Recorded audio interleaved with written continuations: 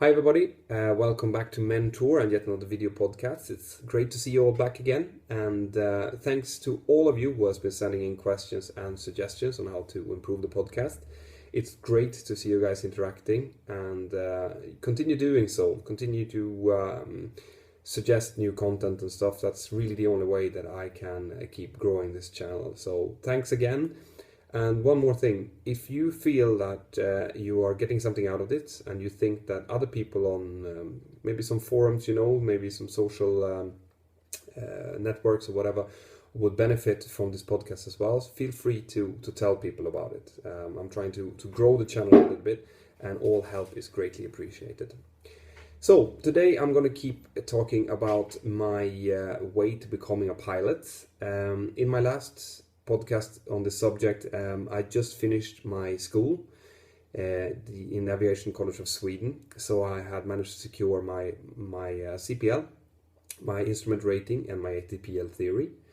And in Sweden at the time, you had to, before you could continue with higher education, you had to go through military service. So the military service in Sweden at that time ranged between 4 months at the least and 18 months at the longest. So I was assigned as an airport firefighter. So I spent 10 months up in an airport in northern Sweden doing firefighting stuff, which was great fun and really, really interesting. And I want to take this opportunity to mention to you guys that if you have a chance to do something else other than aviation in between your aviation training, and if you're young and you have a lot of time, then I suggest you do so. And that includes going to university, get yourself a degree and things like that. Because anything that increases your life kind of experience,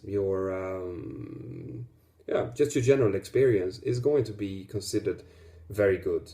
And it's also going to be one of those things that just makes it easier to become a captain later on and stuff. You have things to fall back on, you have experience to fall back on, and pretty much all experience that you gain is good experience. So my military experience was very good. I learned a lot about firefighting, and also it's quite kind of related to what I want to do later on, because I have a better understanding of how emergency services around airports works now. So it was good. But anyway, during my military service, there was a change in rules and regulations in Sweden. We went from national licenses to something called JAR licenses. And what that meant basically was that we were going from national to European rules. So they changed the licensing. So anyone that was licensed after, I can't exactly remember the date now, but I think it was back in 2000, was issued with a JAR license, and all of their training was done in English and so on. I called, before I applied for this secondary course, I called the school and I asked them how this was going to affect the course. And they told me that there was going to be a transitionary period where people like me, who had done the old national licenses and had the CPL, the instrument rating, and the frozen ATPL theory, we would do the old type of secondary course, while the new ones, who was joining from the new system, since the change of procedure, they had also changed the original course. So people who was going through the gymnasium course in Aviation College of Sweden, they were now only doing CPL, not the instrument rating and not the ATPL theory. So there would be people that was applying with the old course that I did and the new course, which had significantly less in it. But they said that it was going to be a mix where half of the class would be from the old system, and we would be starting with doing our multi-engine and our MCC. And meanwhile, the part of the class that had the new type of course, they would be doing their theory and their exams. So then we would switch. Sounded great to me, so I applied, and to my great joy, I managed to get in.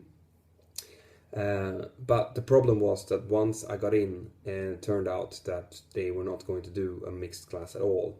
They were going to do one class, and everyone would have to do the ATPL theory, write the 14 ATPL exams, and the instrument rating again. Now, naturally, I wasn't too pleased with that, because as anyone knows who's done ATPL theory exams, it's not something you do for fun. And even though it would be good to kind of refresh the theory and so on, it would mean full-time studies for a year, followed by 14 exams, grueling exams, to gain a license, which I essentially already had. And I asked them, what's the point with this? And they said, well, in order for you to actually get European licenses, you would have to do this, which is something that sounded strange at the time, given that all the airlines in Sweden and outside of Sweden were full of pilots that had done their licenses according to the old rules. And I found it very hard to believe that all of them would go back into to school for a year to attain the new licenses. So fair enough. I started calling around, and I called the aviation authorities, and the aviation authorities said, well, if you already have the licenses, you can come down to us. We'll do a 1.5 day course to familiarize yourself with the new rules, and we'll hand you your JAR license, which is something to me sounded much better than doing a year of full-time studies. I called the airlines to check whether or not there was any difference in quality between people who'd done the new system and the old system, and they said there was not. They didn't care. As long as you had your licenses, they were happy. It was all up to your individual suitability after that. So I came back to school and I presented this to my school and said, here you go, this is what it is. And they said, we don't care. You have to do this. I found out later on that probably had to do with funding of the course, which it was run at a number of hours, and if you didn't do those hours, they couldn't really bill the state for those hours. But it didn't really matter. We were going forth and back for about 6 months, and after 6 months, the school caved in and said, "All right, okay, fair enough. We'll do it your way." It was me and a group of others, obviously, who were in the same position. That meant that I could start doing my multi-engine training a bit earlier than the rest of the class, and there was also an overbooked MCC course that enabled me and a couple of my friends to do the MCC course early. So I find myself after 9 months out of an 18-month course with all my papers in order. So I had my CPL, my instrument rating, my multi-engine rating, my MCC course, and my frozen ATPL theory, which is basically everything you need in order to start applying for jobs. So out of a coincidence, a friend of mine was doing an interview with an airline, which is my current airline, and he succeeded, and the airline representatives needed a lot of people, so they asked him if he knew any more people which had their papers in order, and he remembered me, so he gave them my name and the name of a few of my classmates. So I was called up by an airline, or actually a school representative that was representing the airline, asking me if I wanted to come down for an interview to Amsterdam. Of course, I mean, that's the dream. You've done all your licenses, and I was 19 at the time, and someone calls you to ask if you want to come for an interview for a jet job. It's heaven, basically. So I went down very, very nervous together with some of my friends, and we did 3 days of really grueling suitability tests. There were psychologist interviews, there was an interview with HR, human resources for the airline. There was also something called a NAS test, which people, if you've flown for NLS, or if you've done the NLS, which is the Dutch National School program, then you'll know what the NAS test is. It's basically a box where you get in the box there are several buttons and levers and a couple of screens that kind of resembles a cockpit, but not really.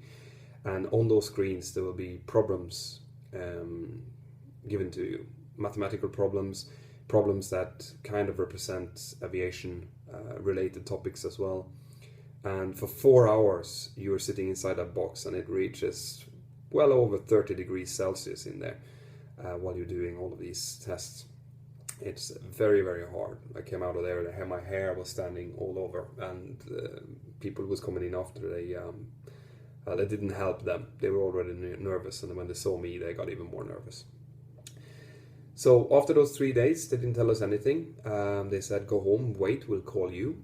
So I went home, and we went back to class, and in class, about a week later on, the phone rang for one of the others that had gone to the same assessment, and I could just see how the guy took the phone call, I just slumped together. He was rejected. Then the phone rang for the second one. Same thing. No. Then my phone rang. Now you can imagine the feeling.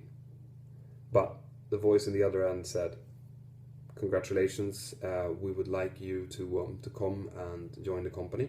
We would like you to start the type rating and as soon as possible. So the type rating will start in a month, which meant that I basically had to just get out of my chair, go up to the principal, explain to him that I had been offered a job and that I needed to leave straight away. So that's what I did. I stopped my course. That was about halfway through, and I went home, packed all my stuff, managed to get funding because the type rating was a self-funded type rating. At the time, it cost about 30,000 euros, so I had to get funding for that. But I was as happy as I have ever been. It was a fantastic feeling. And it just goes to show, which is also a point I want to make here, is that sometimes you have to stand up for yourself. If I hadn't done that, if I had just bowed my head and done something that I didn't think was right, I would still been doing my ATPL theory exams at that point, and I wouldn't have had my MCC course, and I wouldn't have had my multi-engine rating, which meant that I would have missed the opportunity to do this. So sometimes you have to stand up for yourself. You have to find and you have to choose your battles. Not all battles are meant to be taken, but if you feel that something is fundamentally wrong, you need to stand up for yourself and you need to speak up for yourself. So that's part 3. My next part in the saga, I'll be talking about my type rating and joining as a cadet in an airline. But for now, I hope you've enjoyed this one. Keep sending in suggestions, keep sending in questions, and thank you. I'll see you next time.